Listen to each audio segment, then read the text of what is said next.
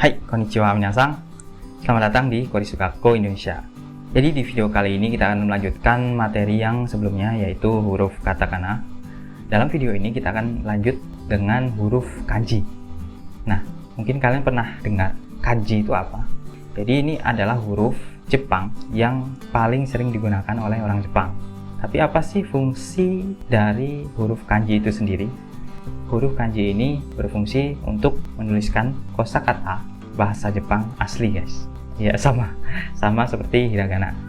Perbedaannya adalah huruf kanji ini selain menuliskan kosakata asli Jepang, juga disertai makna dan arti dari huruf tersebut.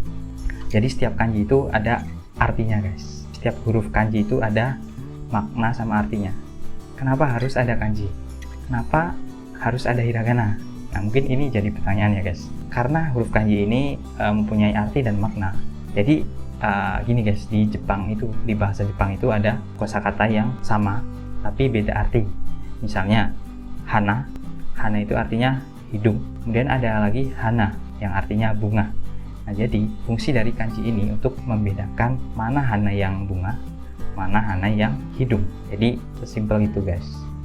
Nah, kemudian kenapa harus mempelajari kanji ini, guys? Kenapa nggak hiragana aja?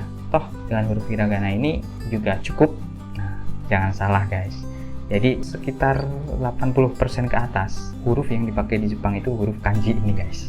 Jadi kalian kalau pengen ke Jepang, pengen hidup di Jepang, pengen kerja di Jepang, pengen sekolah di Jepang, atau pengen pokoknya melakukan kegiatan Jepang, kalian wajib yang namanya belajar kanji ini, guys. Ya, walaupun kanji ini jumlahnya ada banyak banget, guys. Yang standar aja sekitar 2000-an, guys. Yang standar itu yang wajib dihafal, yang ditetapkan. Jadi pemerintah Jepang itu udah menetapkan yang namanya kanji yang standar. Jadi kalau kalian udah bisa hafal kanji yang standar itu, kalian udah bisa baca kayak koran, terus TV Jepang. Jadi itu namanya Joyo kanji. Joyo kanji itu adalah kanji yang biasa dipakai pada kehidupan sehari-hari. Kemudian ada lagi yang namanya kyoiku kanji. Kyoiku kanji. Jadi kyoiku itu artinya pendidikan. Jadi kanji yang dipelajari waktu kita masih SD, SMP, sama SMA.